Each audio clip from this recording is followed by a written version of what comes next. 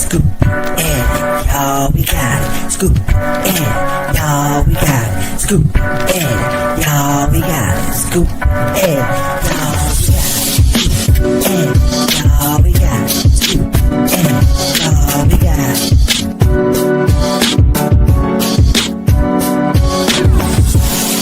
That's how we go. This is how it games the press pro. That's how we go.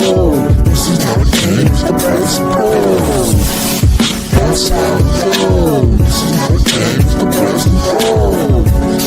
That's how we go. This is how it games the press pro.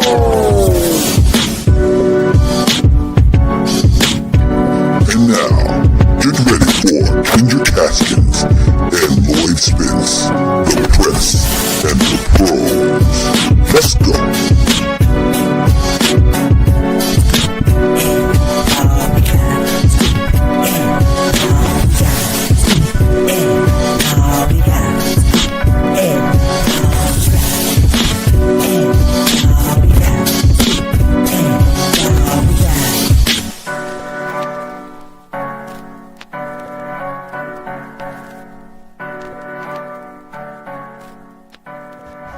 What you think about that, man?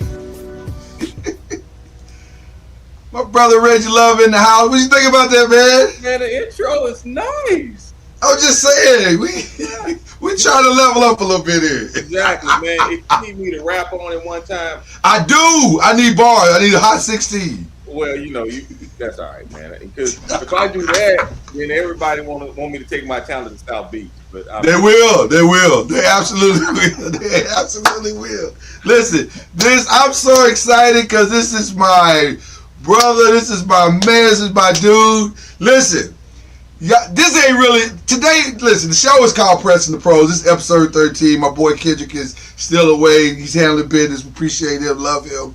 But I'm equally excited today because this is my guy right here, and this ain't really Pressing Pros today. This is just me and Reggie Love talking on the phone like we do every day. This is my guy right here. Yeah. So we let y'all in on something that we don't let folks in on. This is our private time, and we let y'all in on our private time today. But this is the great Reggie Love. Y'all, some of y'all know him from the 5, but this is my guy right here, y'all. University of Arkansas Little Rock's finest. One of and the man that made Derek Fisher the man he is today, minus the stuff that happened off the court. Yeah. What's up, bro? You had to do that part. But his basketball skills, you helped him with that. I'm good on that. Right. Stacking all them guys handle that. Right. It's good to see you, man. It's good to see you, man. And I'm good, man. It's good to see you as well, man. Hey, I'm excited, man. I'm looking forward to this conversation. Yeah. Man, this is great, man. So thank you for having me on the show. Always, man. Always. That seat is open for you anytime. 100%, bro. 100%. All right, so let's jump into this thing, man. The NBA Finals is here. It is here. And surprisingly, we got a 1-1 tie. Like, I'll be honest with you, I wasn't sure we'd get a 1-1 tie. Hey, yeah, people always talk about that pivotal game 3. And this game 3 is definitely, this is the pivotal game 3. It is. I agree 1,000%, bro. But I want to hear your opinion first. You say it's a pivotal game 3. Why do you think it's a pivotal game 3? I'll tell you why I think it's a pivotal game 3. Well, I feel like this. If Indiana wins this game, they take back control of the series. Mm-hmm. And let's be honest. You ask 1,000 people, probably 950 says Oklahoma City is going to win this series. So as Indiana win game 3, that 950 people will probably be thinking, I don't know just yet about this. I don't know just yet. Yeah. So, but, if OKC wins it, they're back in control. Now we're not talking about that game 1 loss if they win game 3 because they're back up 2-1. And then they're up 2-1 and then they have a chance to win game 4 in Indiana, then course, we're that's pretty much the ball game. You know, first of all, I agree 1,000%. And it's funny because you said 900. If you ask 1,000 people, 950 would say OKC, and only the 50 that said Indiana probably all live in Indiana. So, Yeah, exactly. so I'll say this: it's an interesting situation that we're in right now because there is a path for Indiana to win, Right. but we've yet to see in the first two games a full game of them implementing that path, except for, I'll say this, and you and I talked offline about this, which is ironic. So like I said, we let y'all in on some private conversations today. We said before the series started that one of the biggest keys would be Miles Turner.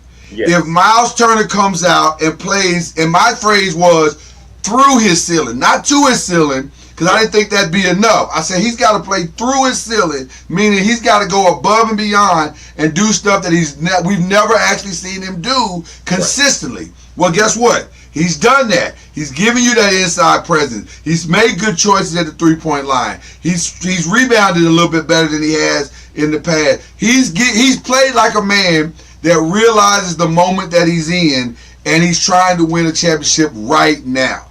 Now, what he needs is everybody else to get on board and join him. Because to me, right now, they have not done that. And I think you're 1,000% correct, Reggie, when you say this is a pivotal game. And I want to ask you this question. Do you think it's more pivotal for Indiana, or do you think it's more pivotal for the Thunder? I think it's more pivotal for Indiana if they're going to win this series. They have to win Game 3. If they do not win Game 3, it's going to be a tough road for them to overcome. Because now, even if you lose Game 3 and you win Game 4, guess what? You have 2 more games in Oklahoma City that you have to win. And you go back to Indiana, and a lot of people, when I say this, people are going to be like, what? What are you talking about? I believe Indiana has to play inside out. The reason why I say that is you have to, like Miles Turner did in that Game 1.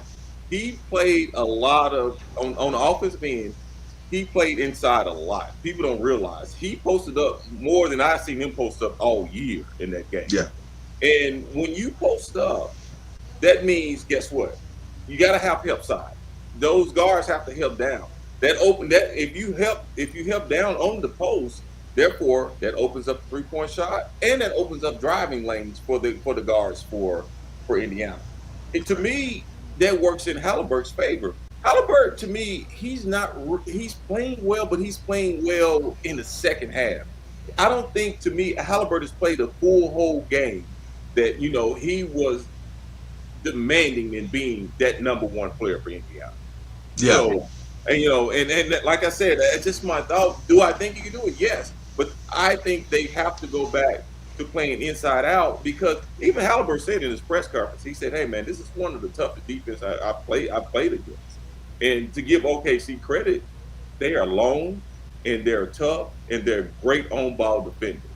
So you have to figure out to be able to relieve pressure for the Indiana guards. So that's why I'm saying one way of relieving pressure is maybe playing inside out. In a sense, let's get Miles on the block a little bit more. Yes, I think I 1,000% agree with you on that.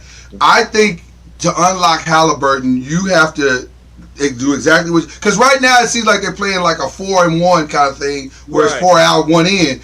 But they're not allowing Miles. They don't have the advantage of the 4-1 because with Hartenstein and with Chet Holmgren, that length. Now they can double down pretty easy because Hartenstein can cheat or Holmgren can cheat or whatever, so they can get an easy double team and kind of slow Miles down. I think I agree with you. You got to try to put pressure, put him down on the block, and then also maybe even put Siakam into some of these pick and rolls with Halliburton and allow him to roll off, because now you got a viable pick and pop dude or a true pick and roll lob threat that you can really get to the basket and push these guys into some rotation. Holmgren and Hartenstein are not good when they have to move around the perimeter and move around the court. They're better when they can play in the paint or play around the rim. But you got to put some pressure on these guys so that they're not feeling like they can just lazily sit back and help side defense the whole time of the game, and they can help out and cut off pass. Because see, that's why Halliburton can't find any creases, because there's no lanes, because they cheating on the second level defense every single time. Exactly. So my thing is, I don't understand what Rick is waiting for to change up the pace of the game. I understand that's not how you played, but my point is, you're in the NBA Finals, Rick, and you know better than anybody. Right. You only get a couple of cracks at this thing, so you got to change this up and throw something at them, a look that they have not seen. And then here's the other side, Reggie. What that does on the defensive side is, if you make it Hartenstein and work every single time on the defensive side, that's going to slow down that crazy offense on the other side. Exactly. Yeah. And that's a great point there. But for OKC, the one thing that they did well in game 2 that they didn't do in game 1, they got Chet going a little bit. They got a lot. Yeah, I thought.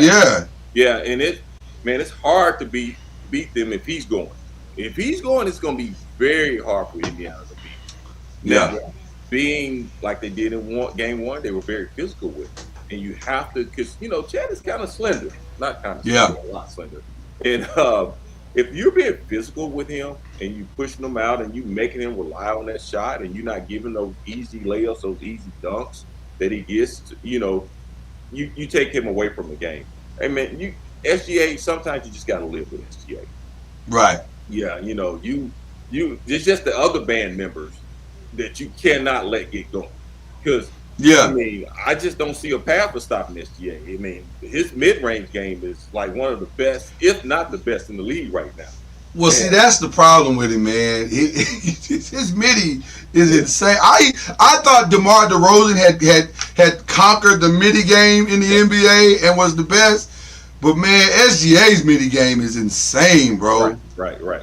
Yeah. Let me tell all the young kids out there, if you're stop relying on that three. If SGA have showed you anything, hey, man, the mid-range game is still there. You can make it to college level.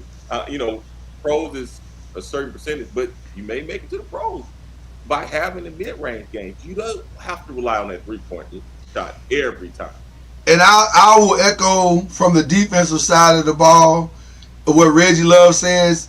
I would say to you, from a defensive perspective, keep shooting your threes, because you know what? You're making my job a whole lot easier. Because if all I got to do is guard you from three-point line to three-point line, you just gave me back 20 minutes of the game. Because I don't have to rest that much to run three-point line to three-point line. Exactly. Yeah. So I love it when y'all overshoot the three. I love it because as a big man, I ain't got to work that hard. I can guard all 5 positions. So there you go. So listen, I think I agree with you as well that they definitely unlocked something in Chet Holmgren. Mm-hmm. And the thing that I think they most unlocked is his confidence. I felt like his confidence over the last 2 series had kind of waned a little bit, but boy, he found something in this series in that last game, which I hate that for Indiana, because I think once you got a dude down, you got to keep him down. Right. And they didn't do that. And I think they had the OKC had gotten into the head of Hartenstein by that crazy benching. Let me ask you a question. What did you think about them benching Hartenstein for Cason Wallace to go small in game 1? Did you like that move, or you didn't like how you felt about that? They didn't like it either, because you know what they did the second game. Switched it back. They switched it back, And Steve, to me, we still haven't got OKC's best game. I think at times they're forcing a little bit on offense. They're taking some bad shots at times, and maybe it's Indiana's defense is forcing them into bad shots, but I think they're pressing a little bit too hard. And I understand, hey, man, they're young, and this is the NBA Finals, and sometimes everybody wants to be the superhero sometimes instead of just settling down and being involved in the offense. So to me personally, I don't think OKC's played their best game yet. Really? Okay. Mm. Well, listen. I know Indiana has it for sure, and okay, I would agree with you that in OKC, the thing that's crazy is the one constant is SGA. He gonna get what he get every game, Exactly. and that you can write that 30 points in every game. Right. It's gonna be there. Right. What's interesting to me is that Jalen Williams has not found his game yet, Exactly. And he's definitely forcing. He's definitely forcing. We think that Holmgren may have found something, but we don't really know. But then the other thing that's really interesting to me is that I'm not 100% sure the bench is all the way in as well. Like Hartenstein, I love what Hartenstein is doing when he gets his opportunities. I'll give him credit that he's maximizing those opportunities. But it's something. It's not. I agree with you. It's not a complete game yet. Like something is like a little bit off. With Holmgren, listen, Williams was better. Right. He was better. He was, but he wasn't great. He was still 5 of 14. He hit with 1 3. They're not shooting the 3 ball at all, at all as in the series. So it would be nice to see Indiana really start pressuring them and saying we go trade. And I fully expect that tonight. If I'm being honest, yeah, I expect Indiana to fire away. I think they're gonna give Obi Toppin the green light tonight. I think Siakam will break out of his shell tonight and start shooting the ball. I think Benedict Mathurin has to come out tonight and be aggressive and really seek his shot on that second unit and take it, because I don't think there's anybody on that second unit. I think he has an advantage over everybody on that second unit. The toughest matchup may be Case and Wallace, but I don't think he can get Case and Wallace. So, yeah. I'm asking this to. I'm sorry. No, you good, bro. Hey, if you could, like game one, if you can get SGA scoring 30 points on 30 shots, to me that's a win. That's a win. That's a huge win. That's a huge win. So I just want to add that too. If they can have that happen, well, that's a win. Do you like Nesmith on SGA, or would you prefer Nembhard on SGA? You know, I would mix it up. Then so he can see two different types of looks. And which the guard from Canada. Which one? Nembhard. I think Nembhard's the one from Canada, if I'm not mistaken. One from Canada. Yeah. I think he knows him a little bit. He's trying to get in his head a little bit. They're playing little mind games with each other. But, I think being physical, you like I said, you're not gonna. That's the part right there. Yeah, you're not gonna. You just gotta continue to wear on him a little bit. So, but in the aspect of when you're wearing on him, that means you're wearing the other side down for the. I agree. That's the catch-22 because you kind of need everybody to score. Right. So I get that part, but I like Nembhard's physicality over Nesmith's quickness because Nesmith, I don't think his quickness matters to SGA because SGA ain't gonna let you speed him up anyway. Right. Exactly.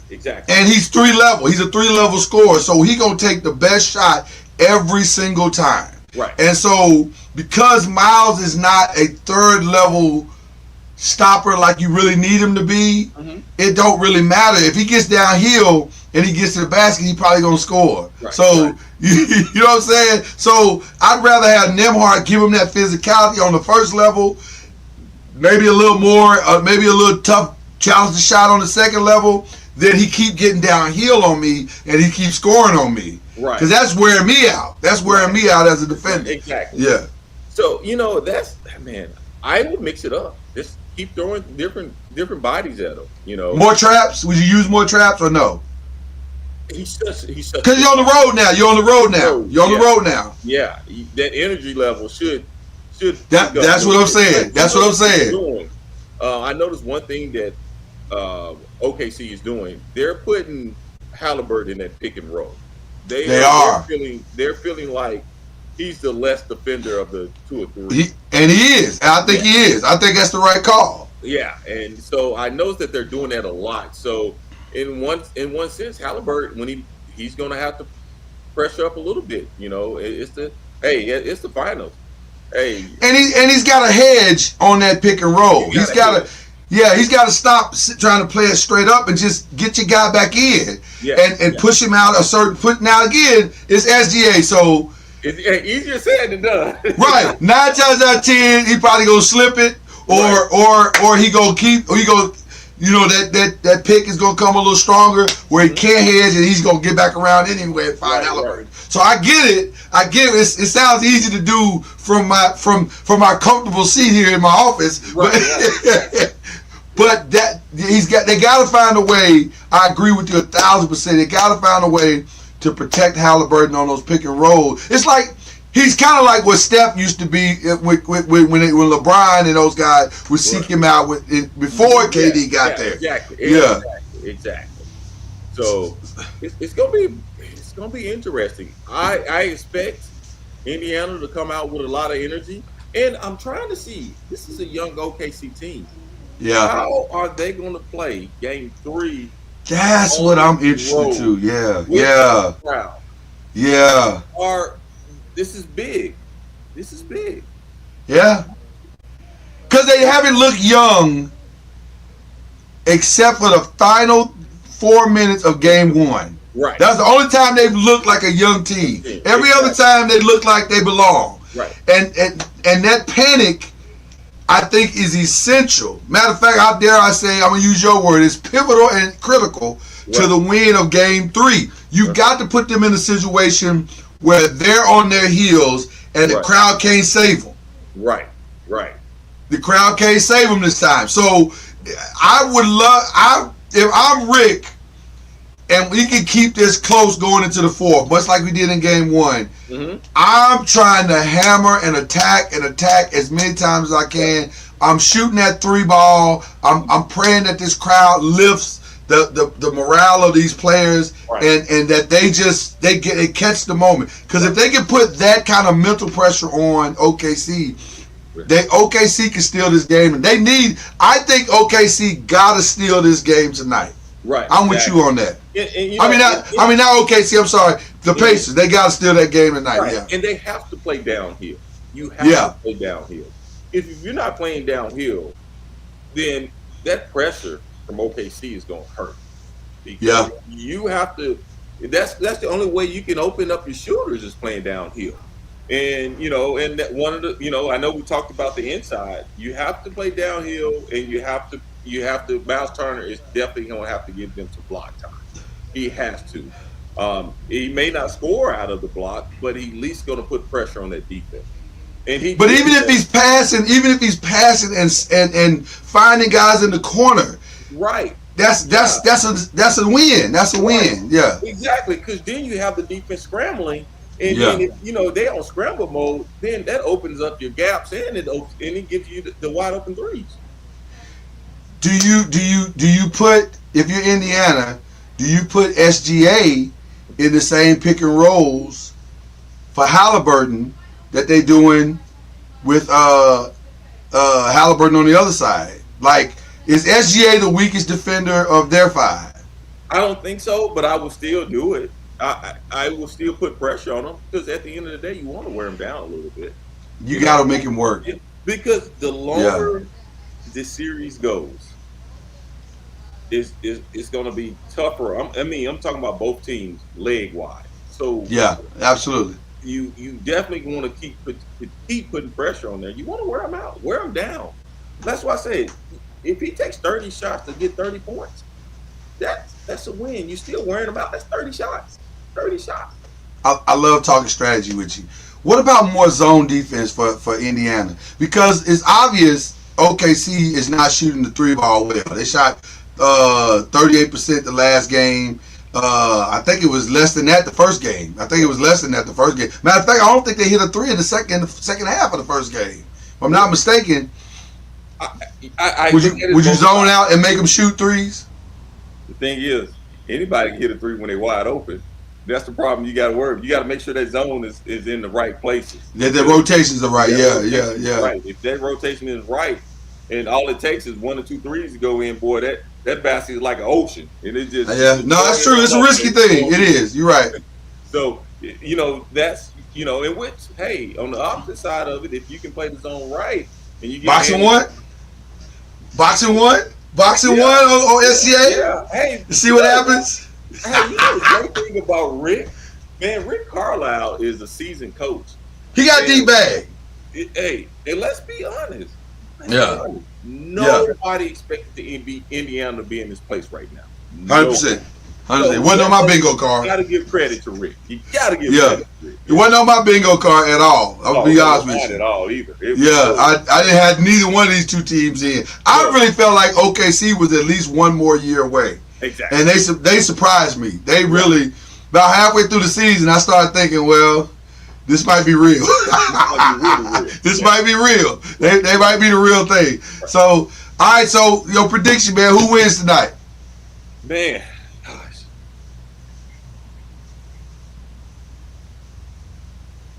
OKC.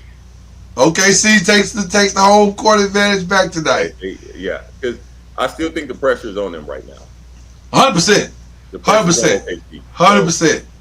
Yeah, and the only I'm that's about 51-49% though. 51-49 here. I'm 1,000% with you. Just to keep it interesting for the show, I'm gonna say Pacers because I don't know if I believe that. Yeah. But just to keep it interesting for the show, I'm gonna say Pacers. Only for this reason is that I do believe in this series because of the youth of everybody involved on both sides. I do think home court is going to win everybody at least one game. Exactly. And I think Indiana ain't seen this since my Lakers beat them in the finals. And they are going to be, but if you thought that OKC crowd was crazy, this Indiana crowd gonna be bananas tonight. Yeah. So yeah. I think Indiana might ride the wave tonight and just barely squeak out. And then I also think Siakam is due a breakout game, and tonight might be the night for that. I can see him putting up 35, 40 tonight easy. Right. So I'm gonna give Indiana tonight's game because I said Pacers in 6. Right. I don't think if OKC wins tonight, I'm getting Pacers in 6. I'm gonna be honest with you. No. Yeah. So I'm saying tonight is the night for Indiana. They got to get this one. You got to win tonight because then if you lose tonight, that means in order for you to win this series, you got to win 2 in OKC. You're not. I don't think they can beat them twice in OKC. I just don't think it can happen. I could be wrong, but I just don't see it. I don't see it. So, okay, so that's good, man. Listen, I love talking X's and O's with my brother. This is so awesome. But now I'm gonna bring him over to my world a little bit, okay? Because it's a lot floating in the world right now, floating out in the egos right now about trade rumors and who's available, this, that, and the other. But one thing we found out today, somebody that is not available, and that is Jason Kidd.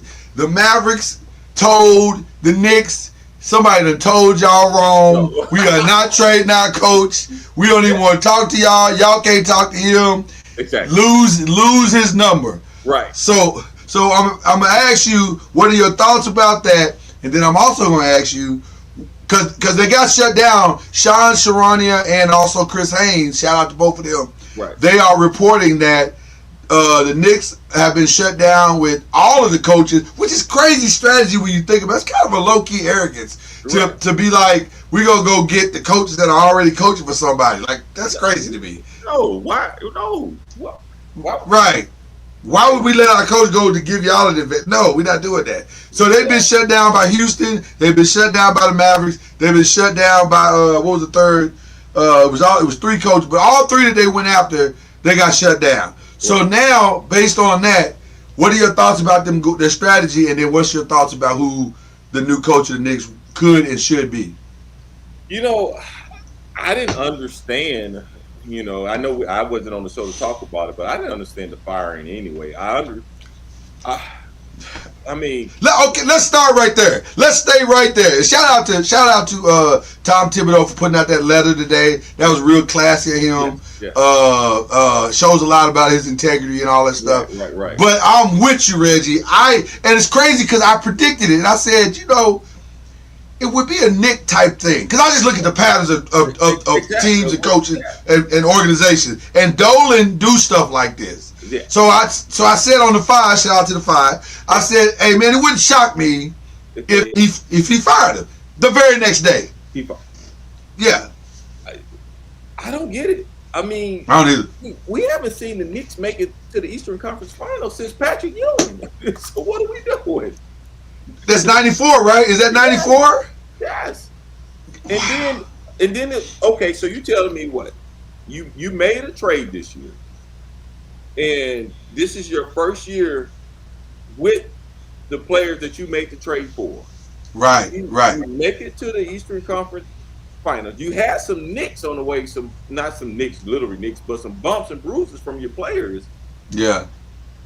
And you make it to the Eastern Conference Finals and you fire the coach?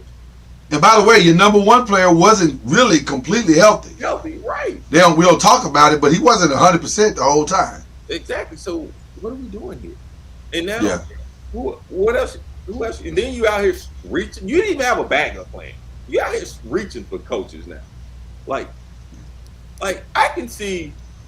Okay, you fire them and you had somebody on deck, and the next day you bring this person on deck. We've seen that before. Yeah. Next, you fire this coach, and you don't have nobody on deck. Nobody on deck. See, we know how to get. So let's take this is the press and pros. So we're gonna take y'all behind the scenes a little bit. I fully, and I'm not speaking because I have sources. I'm just telling you how the game works. I'm 100% confident that the Knicks would not have reached out to the Mavericks about Jason Kidd if they didn't think through back channels that Jason Kidd would be interested. I'm 100% confident because teams don't do that. They don't reach out and put out the information that they're going to go after a coach who already has a job unless they think pretty solidly that coach would be interested in coming. So when my guys, Chris Haynes and Sham Sharani and those guys, and I call them my guys because of the media, we all media, when they say there's mutual interest, I 100% believe there was mutual interest. The problem is Nico can't afford to lose him, to make no more mistakes publicly in Dallas. No, not at all. Not at all. So I understand Nico saying, nah, we're not doing that. Right, we're not doing that at all. I get it 100%. But I also am like you, Reggie, as they say in the hood, the arrogance and the unmitigated gall of you to think that we would allow you to come get our coach. Knicks, y'all are wilding. So Reggie, there's some names that we've thrown out on this show. There's some names we've thrown out on the 5. I'm gonna throw some of them names at you. You tell me what you think. The names that are out there, they're obvious names. There's Mike Malone. Yeah. That's probably the most glaring name that's out there. There's Monty Williams, another finals level coach that's out there to be had. And Monty's been paid handsomely the last 2 places he's gone. So I think he's still collecting money from Phoenix and Detroit. So you got those 2. But then there's Budenholzer out there. There's Frank Vogel out there. So, and then there's some other names that I heard. Charlie Ward, shout out to the great Charlie Ward. He threw out a name. He threw out Sam Cassell. Finally getting his opportunity. I kind of like that. Right. But I'm gonna ask Reggie Love, who would you like to see be the next coach of the Knicks? But also, who do you think's gonna be the next coach of the Knicks? If I'm the Knicks, the first call I'm making is Mike Malone. That's just my opinion. He just won a title. I said the same thing. If I'm being honest, I said the exact same thing. He just won a title 3 years ago. I mean, isn't it 3 years ago? Yeah, about 3 years. 2 or 3. 2 or 3. It'll be 3. Yeah. 3. And I mean, he has a proven system. Of course, everybody doesn't have a joker. but But Reggie, that's why I said do it, because Cat could be yes, Joker light. yes, I ain't saying he's Joker, but he could be Joker light. he has the ability to play in and out. He has the There's ability to be a great passer. There's some elements of his game that are that would and that stretches the floor for your offense. yes. So I'm reaching out to Mike Malone. Now I get it. I get why you wouldn't, because Mike Malone got a lot of Tom Thibodeau in him. Right.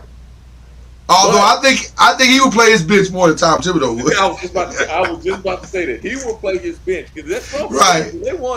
They won the championship. They was going 8-9 deep in the championship run. Okay, let's stay in this Mike Malone for a minute, because I got a path for the Knicks to get to the title next year if they hire Mike Malone. Next year. And it does not involve, and we're going to talk about this more, but we can talk about it now too, because it fits with the narrative of what we're talking about. It does not involve, despite what Cam says, bringing in KD. It does not involve that. Right. I don't like that move at all, Right.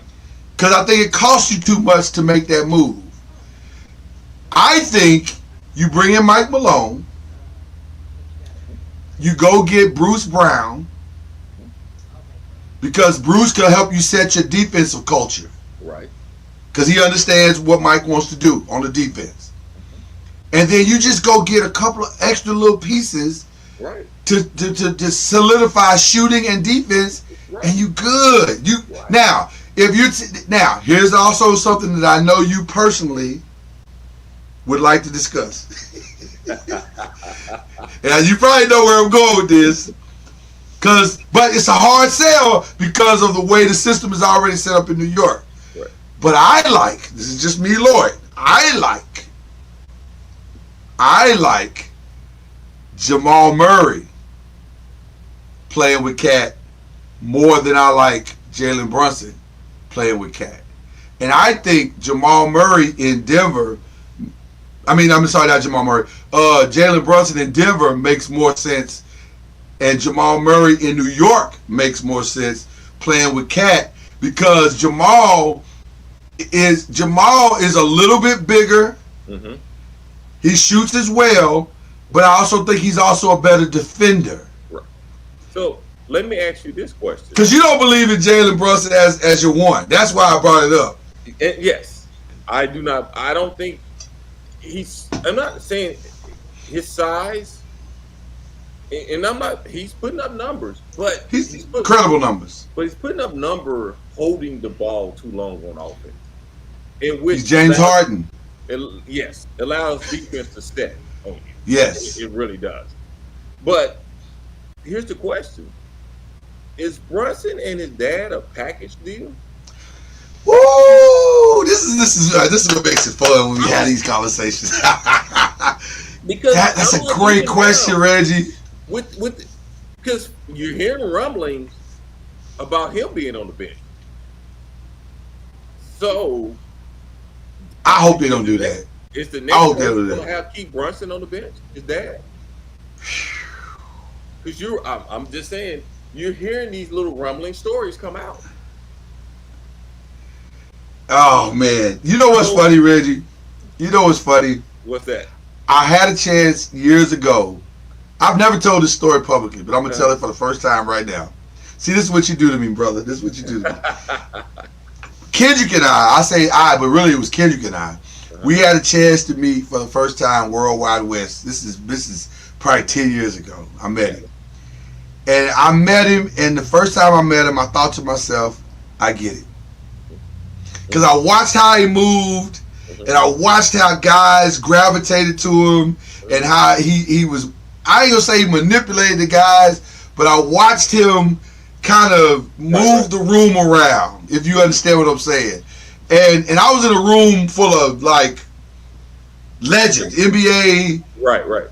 NFL, Major League Baseball legends, and West was the center of the room. I say that because Brunson and West are like this, bro. And as long as Worldwide West is a part of the Knicks, I think Brunson is going to be a part of the Knicks too. And you're going to have to deal with that. You're just going to have to deal with that. Now, that brings us back to Mike Malone. I don't know if Mike Malone that's the problem. That is either the blessing or the curse of being the next Knicks coach. There you go. And even with that trade, yeah, you're gonna have to. If that's a true statement, if he's traded, you're gonna have to sign off with him being on the bench as well. But see, I don't know if you could trade him. I don't know if he's tradable because now I'm just saying that's what I would do. But even if they say, well, no, you stuck with Brunson, you got to make it work. The only problem with making it work is now I got to go get a backup point guard that can make it work. And yesterday we did a little exercise on the 5. We brought out the trade machine, tried to make some trades work. We even brought in the Miami Heat, said, maybe you could bring in like Terry Rozier or something like that. Right. It's hard to make the trade work. Right. To get a solid, dependable backup point guard, and here's the caveat. Because the one thing that the Pacers series showed us is that team can play defense with the right guy in the one position on defense. Right. Brunson ain't the right guy on defense. So that means you got to get a backup point guard who can play D at the same level that's being asked of the starting 5 or 4 or whatever. Right. Well, who is that guy? That's the question. Who is that guy? So it's a tough situation, man. Hey, and let me say this. I'm going to put this out there for my guys at the 5.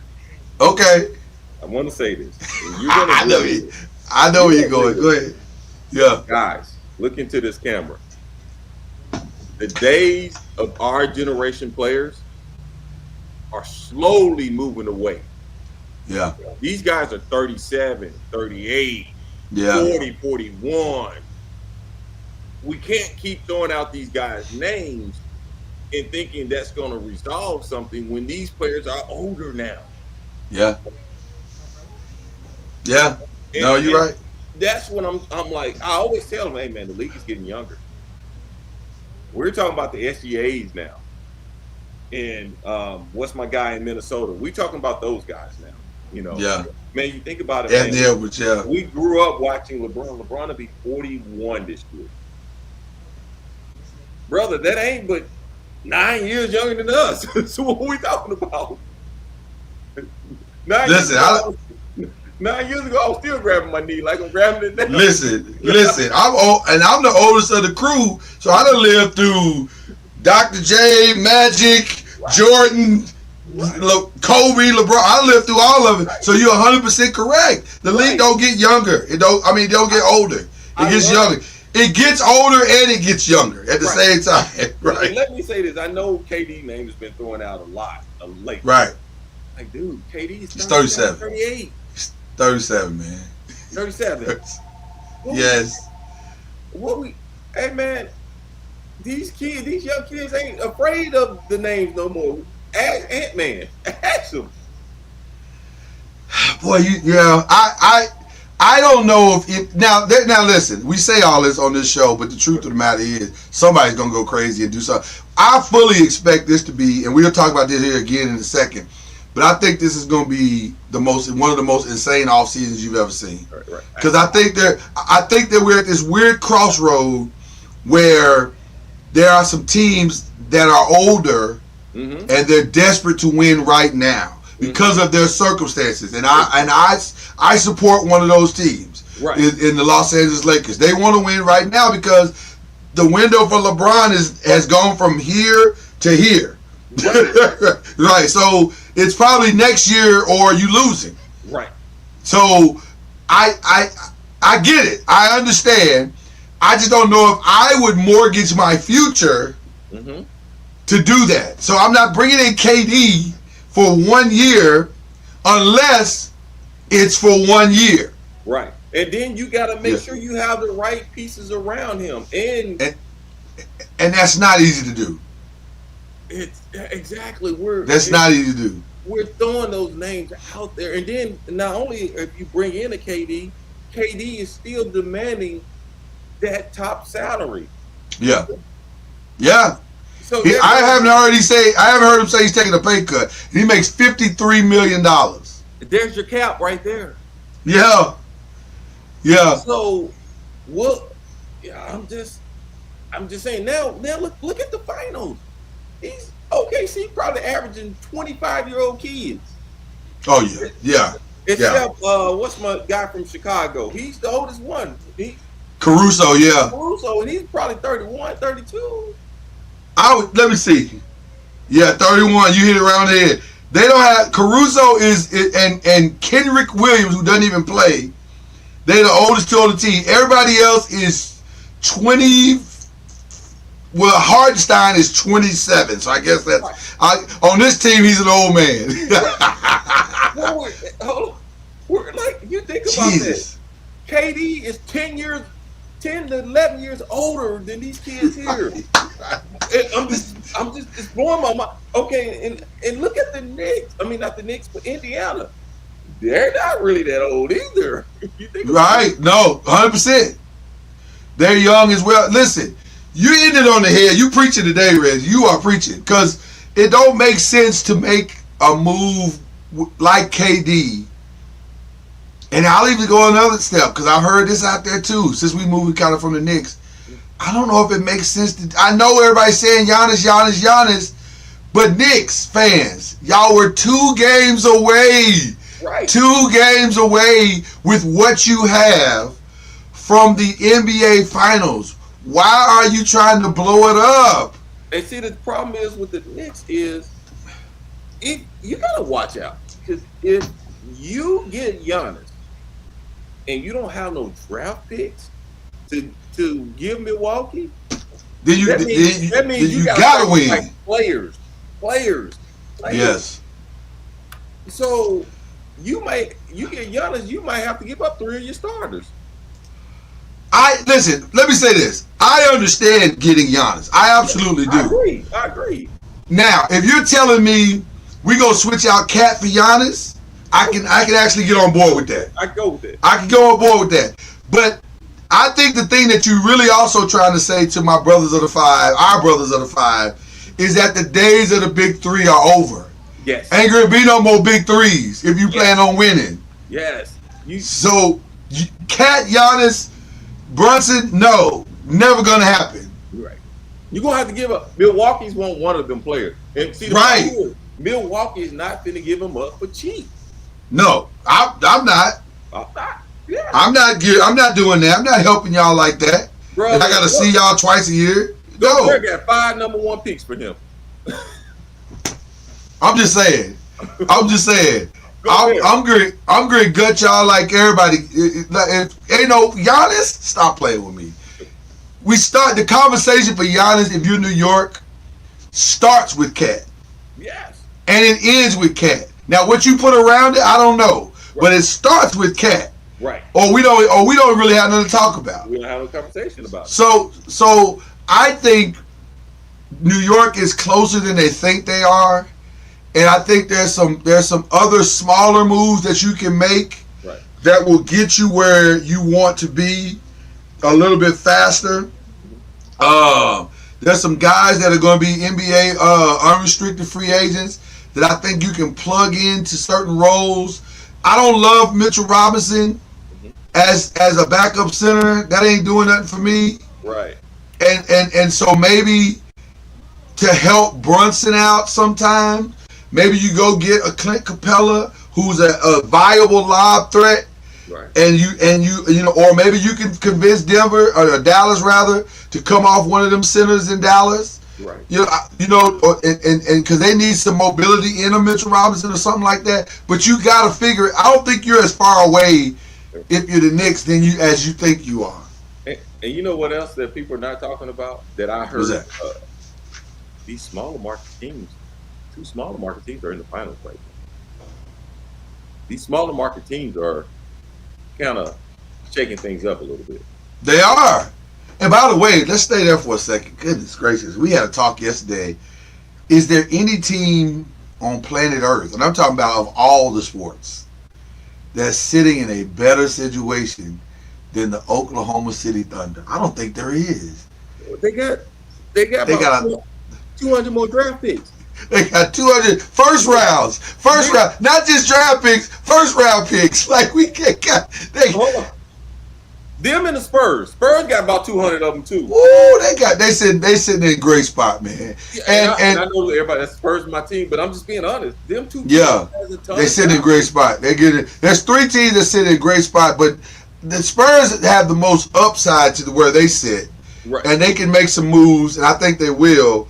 Though again, that's another team. I keep hearing KD's name. I would not do that, man. No, I would not trade Castle and Vaselli. I think you can go get what you need without gutting your team. I just don't think you do that. It would be so surprising that if they did something like that, because they're not that type of organization that do that. They deal within. And I see a little bit of OKC in San Antonio right now. You remember Yeah. how 100%. 100%. That Lou and they just got draft picks. The best thing that you can say about OKC is this. They built what they have now with patience. Yes. They took their time. They didn't rush. They didn't overthink it. And they didn't reach Right. to make this happen. They said, we'll get there. If we stay on this course, we'll get there. And they got there. Right. So now they're going to be a problem for the next 15 years. Right. I mean, if you think about this, everybody throwing Castle name out there. How many teams gonna trade around the rookie, trade away the rookie of the year? And a solid defender. I personally, Castle's untouchable to me. To me, now Vaselli, yeah, okay. Yeah. You got a 1-2 punch at the guard, and you have a big man that's just ridiculous. I've saw 3 of my positions, and I never had to leave the building. Right.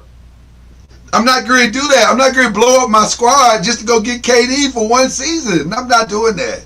I'm not doing that. I'm not blowing up my squad to get Giannis. I'm not doing that.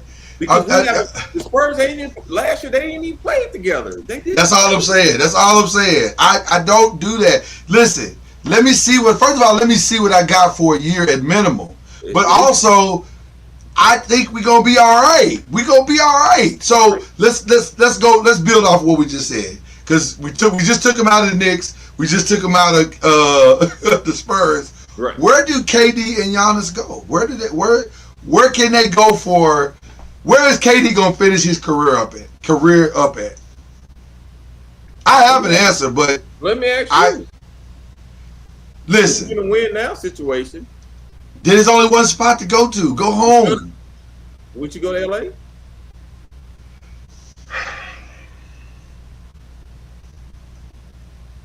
The problem is, it's the same problem we're talking about. Either one of the LAs. I don't know how you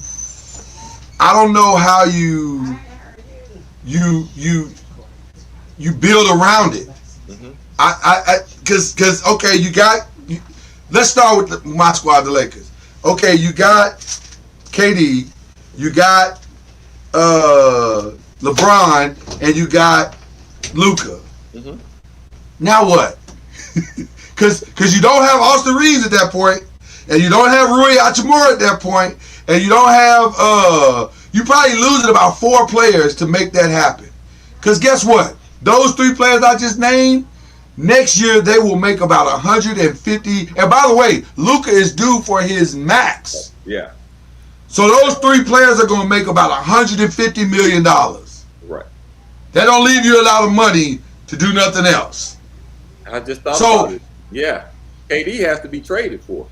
He has to be traded for. So Giannis has to be traded for. That's all I'm saying. So I don't see a path on how that works. Like, how do you do it? So I understand the 1 year sellout to weird 1 year thing. I get that, but that's too expensive. That's exactly why some of these. I hate to say this. I'm just gonna wait. I just wait till he become a free agent. If nobody else touches him, if they're gonna be free agent in 1 year. Well, so let's look at it from the other side for the Suns. Mm-hmm. the Suns can't afford to keep him at all. Right. Because they can't keep paying him. And Bill. And Bill and Booker. Right. And they can't let him walk for nothing because they have no draft picks till 2031, 2032. So they gotta do something to get some people and some draft capital back. They have to trade him. Right. I don't know. And the other thing that they're stuck with is they gotta trade him probably to a contender. So they're gonna lose in any trade that they do. I believe. I don't think there's a trade out there that they can do where they're not gonna take a little bit of an L. Right. So I don't know what they can do, but they got to try to convince somebody to jump it. Now, here's what I said yesterday. I don't know if it's possible, but I think they got to call Utah and OKC and say, help us with a 3-team trade. Help us. Just help us. We don't even need none of y'all players. Mm-hmm. Just help us facilitate a 3-team trade with some of those picks. We'll get y'all on the back end, right. Something else, and we'll figure it out. But you gotta figure out how to get. You can't, if you're the Suns. I mentioned this yesterday. I'd love to hear your opinion. There are 4 teams to me that are in a desperate situation going into next year. The Suns, the Bucks. Because the Suns and the Bucks are essentially in the same place. It appears that Giannis wants to walk, and you can't let that dude play out the year and then walk for nothing. You gotta, if you're gonna do something, you gotta do it now. So it's the Suns, it's the Bucks, it's the 76ers, who might be in arguably one of the worst situations because they got a lot of money and injuries, and I don't even know how you trade all these people off. And then the final one is the Pelicans. Cause, and I know how much you love this guy. And let me say this. There you go. No. Here's what I'm gonna say. Cause this is, again, we letting them in on our private stuff today. Just a little bit, not everything. Y'all can't get everything, but some stuff. My brother over here has defended since day one Zion Williamson. He really has, and I appreciate it. I really appreciate it because I don't hate the young man. I'm frustrated by him. Exactly. Because the basketball player in me hates that he has squandered this so tremendously.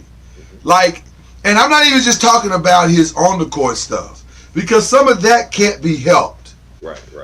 But his off the court stuff is horrific to me. And you just go, bruh. Right. I don't understand why you can't just calm down. You have been given the keys to the kingdom. Yeah. And you can't just calm down enough to just play ball and go to practice and that's it. And you got all this other stuff going on. It has been, and now it's gotten worse. If you keep up with the media, it has gotten way worse. It's way worse than it was. It's not even just the eating thing no more. It's everything. And so that one young lady is giving him all the trouble and more. I'm just gonna say it like, bro, I heard it was 2. I heard it's 2 different ones. And so it's like, we bring that up because I don't know how you trade him now. I don't know what, if you're in New Orleans, I don't know how do you trade him? How? Well, Joe D, first day on the job. Good luck, bro. I love you. First day. That's tough, man. That's tough. Because the potential. Go ahead. You called out all these different squads, and the more and more I'm thinking about it, you think about Milwaukee and you think about Phoenix and 76ers. I don't know what you're gonna do with that whole situation. That's another thing. We didn't wrote the names on the paper, and put names on there don't necessarily mean it's gonna be a championship squad. Don't mean it. I get why you did it, right? But paper performance is a long. That's almost a trip around the world. Right. So a lot of these teams are going to have a third or fourth team involved in each trade. I just don't see a lot of teams just kind of. Yeah. Yeah, I don't know what's supposed to happen Right. in Philly. Cause the problem is, I don't know if I can pay Paul George that kind of money. Right. No disrespect. He's a phenomenal player. When he's healthy. But the two squads that are playing for the finals right now are playing there because they understood we can't win with Paul George like that. And so it's a tough situation, man. Man, Paul George is what, 34 now? There we go. Yeah. 35? How old is Paul George? He's got to be up there. Yeah. I don't know. I don't know what you're supposed to do with this situation. I don't know what you're supposed to do with that situation. And then Embiid, oh man, we're gonna say something that's probably not good preaching, but it might be real good preaching. You ask, can you win a title with Jalen Brunson as your number one? I'm gonna ask you, can you win a title with Joel Embiid as your number one? Man, I say the problem is with Joel Embiid is his health, man. And I really feel like if you look at Joel Embiid when he first got into the league and now, he picked up so much. A lot of it may be muscle, but I think it is. He picked up a lot. And he and Zion Williamson got the same problem. That on your knees, man. Yes. Tough. And Joel is even bigger than Zion.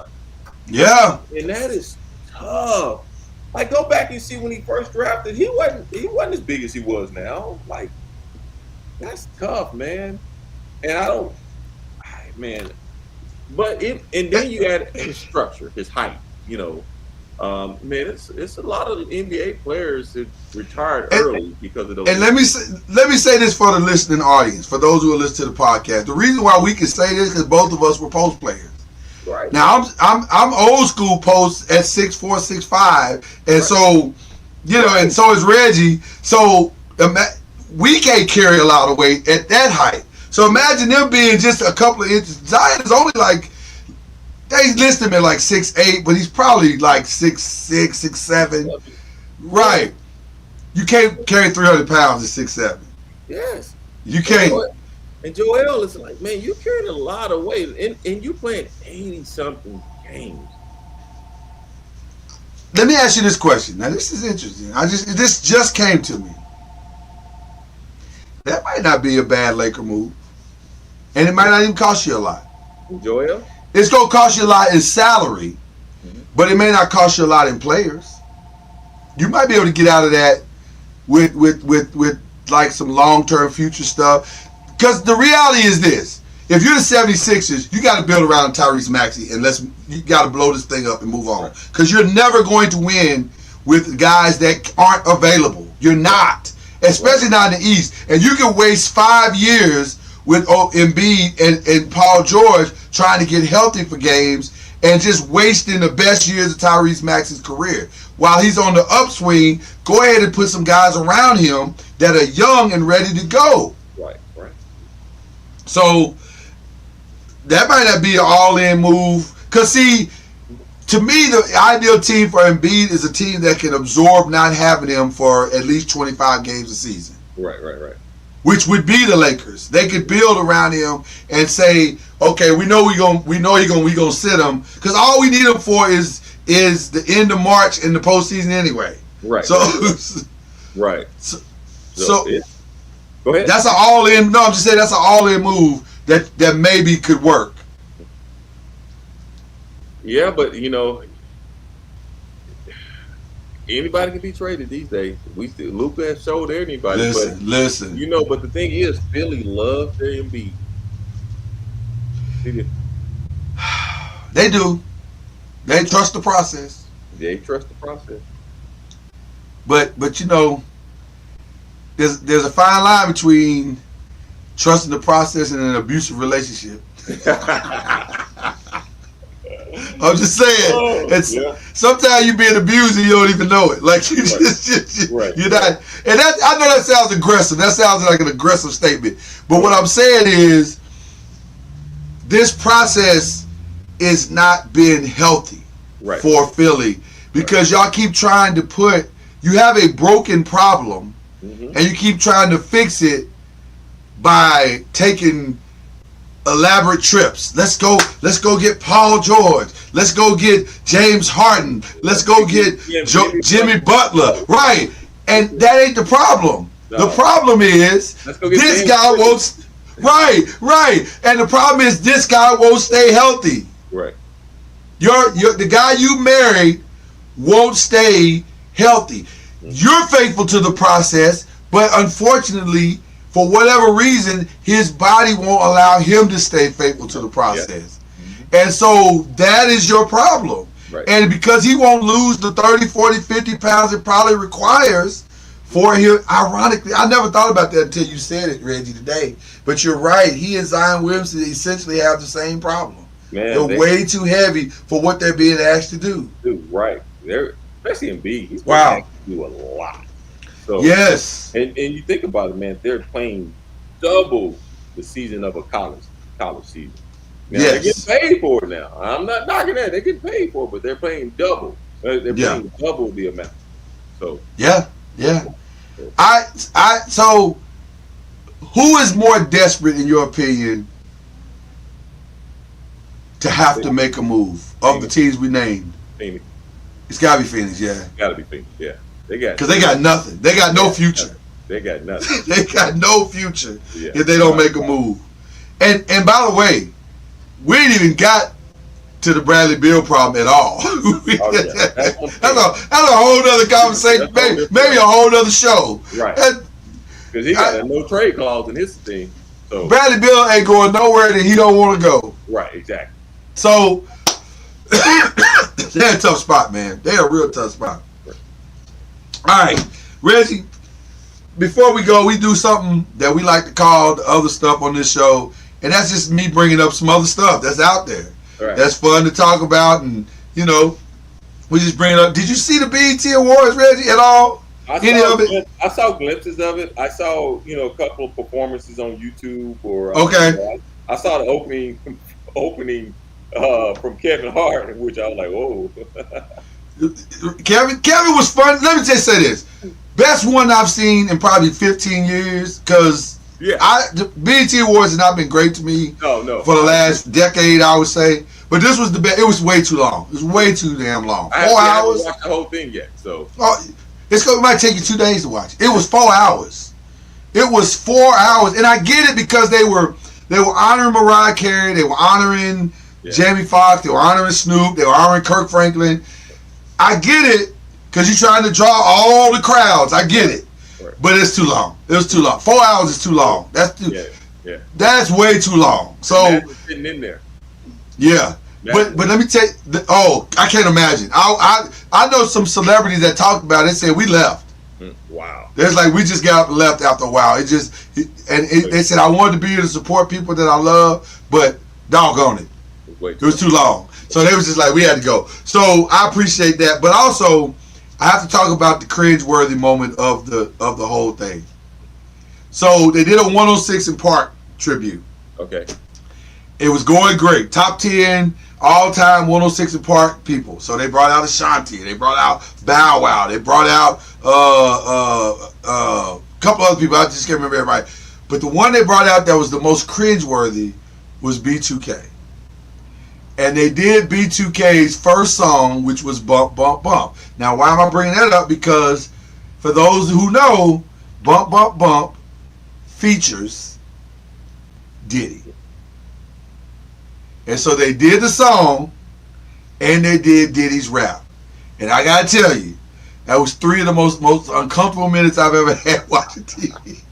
Because I'm like, somebody missed that one. Because that was the whole time, and you can see it kind of in the audience a little bit, like people was trying to get with it and dance, but it was still kind of like you can see in the back of people's mind, like, ooh, I don't know about this one. This was This is a little. Hey, say no more.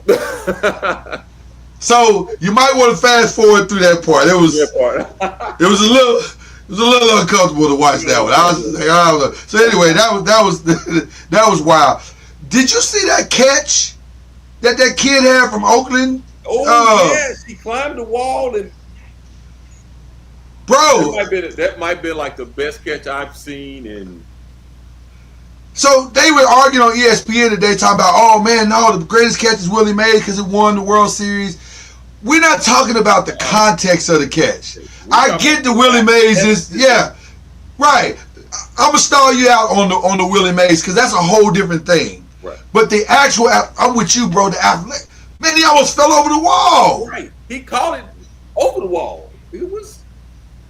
Listen, I have never seen a catch. I've never seen a catch that like good. No. I'm sorry. I'm gonna give a man his props. I don't care how long he's been in Major League Baseball. That was insane. That was insane. Yeah. So I got to give that dude all the credit that he deserves on that catch, man. Insane. Now Reggie, I need you to help the people out just for a quick as we close out here, because NBA finals is about to wrap up, and yeah, we got some off-season talk that we're gonna do or whatever. But honestly, man, once it's over, other than the WNBA, ain't really nothing to watch on TV. So Reggie, what are you and Mrs. Love gonna do this summer other than travel and hang out with that beautiful daughter of yours? What are you gonna watch when you at home, Netflix and chilling, or Hulu and chilling, or whatever you do? You got something on deck that people can watch and catch up to, man, whatever? I am starting to watch. I watch. Of course, Netflix. They always come with great documentaries. Yeah, you're a documentary guy. Yeah. I'm a documentary guy. Yeah. So I just finished watching this morning the documentary. You remember the sub that imploded? What was that in 2023? Yes, I do. The documentary just came out on that today. Oh wow, okay. So I'm sitting in bed and I'm watching it. And it was very interesting how that whole situation, that submarine, long story short, they're saying that submarine had issues way before it ever launched, yeah.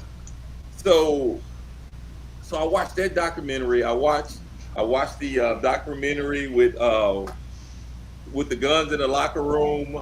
I still haven't seen that. I want to see that. Was it good? Yeah, it was pretty good. Talking about Gilbert Arenas for those. Yeah. Yeah, and I watched another documentary. Man, I just been watching documentaries lately on Netflix. There's been some really good ones, sports documentaries and history documentaries. So, but then all the movies that come on. I just saw a movie that's gonna come out on Prime with Eddie Murphy. I saw that. Yes, and Keke Palmer and the kid from Saturday Night Live, Davidson, Pete Davidson. Yeah, Pete Davidson. And, what's her name from the one who used to be married to Tony Parker? Oh, Longoria, Eva Longoria. Yeah, that's another one that's coming out. That looks promising. Yeah, that looks promising. It looks like it might be kind of good. Yeah. I did watch Captain America on Disney. I'm a Marvel guy. I like Marvel. Okay. So, I have not seen it yet. Was it good? It was pretty good. It was pretty good. I wouldn't give it like the ultimate good. It was okay. It was pretty good. Yeah. Captain America's historically have been kind of hit or miss. Like they some of them have been really, really good, and some of them have been okay, I could have did without this one, Yeah. So yeah. So I'm just gonna be Netflix, movies, like you said, I need some vacation in. We're planning a trip and and then hopefully football season will be here before you know it. But by the time we're over here, football season should be back by then. By the way, we didn't talk about this, but I would love to get your thoughts on this. So obviously Aaron Rodgers was out, and is he gonna sign? We had to live with that foolishness for 2-3 months. Turns out Aaron Rodgers got married. Got married. And so I guess these last few months he's been with his fiance, trying to deal with married life or whatever. But my thing was yesterday on the fire, I said, why did you just say that? Like, why Why you got everybody out here wondering what the heck is going on? And I get it. You say, well, I don't really owe that to y'all. And you don't really. But then also, I don't owe you to talk about you every day either. Right, so to me, I don't know. I personally think there's a level of narcissism that comes along. My phrase to him, he's a weirdo to me. He's a weirdo. Like, I just don't understand. Yeah. He's a different dude, man. I'm just saying, why you got everybody worried about what you doing, man? Just tell everybody, hey, man, I'm with my fiance. I already told Pittsburgh I'm coming. We good. But I just want to spend this time with my new bride and just whatever. So, I don't know. But your thoughts on Aaron Rodgers being married? Man, the thing is with Aaron is, and this is my opinion, you got to look. This gives Pittsburgh the chance to win a championship. Really? You think a championship? I'm asking that question. Does it? Or does it? Well, listen. Not if you don't sign T.J. Watt. Yeah, right. Because he ain't kept yet. So if you don't sign T.J. Watt, it don't matter who you got back there quarterback.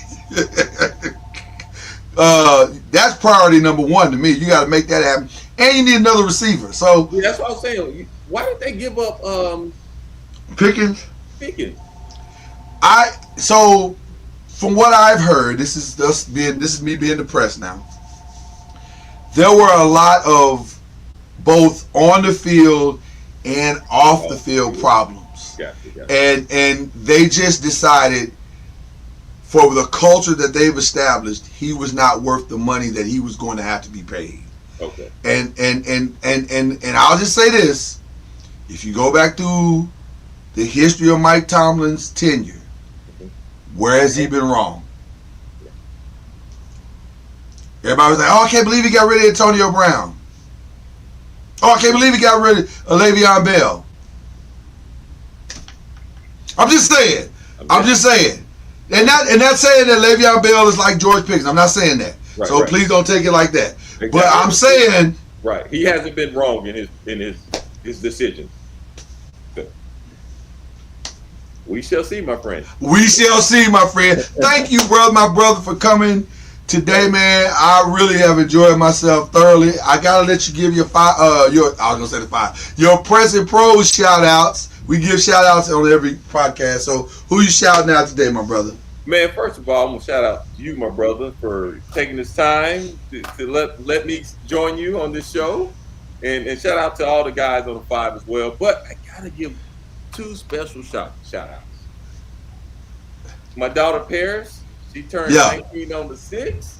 Yes. Daughter Harley turned 4 on yesterday, the 10th. So, man, both of the well, I got 3 women running my life, but 2 of them. Listen, I have 3 women running mine, so we good. You understand. I completely understand, brother. I completely understand. So, yes. So when we leave here in just a second, I'll be like, okay, what do I need to do? Here's what's crazy to me. How did I not know or not remember that both your girls were born in June? Brother. Hey. I knew one. I knew the youngest, but I guess I never really knew that. And our anniversary is in June. And your anniversary is in June, right? So y'all packed up in June, brother. Yeah. Y'all packed to the hills in June. If you need to borrow any money, don't ask Reggie. Not in June. Not in June. It's not happening. It's not happening. Your June is like my March. Don't ask me for no money in March. It's not happening. My money is tied up in March. Between birthdays and anniversary, I ain't got no money in March. Exactly.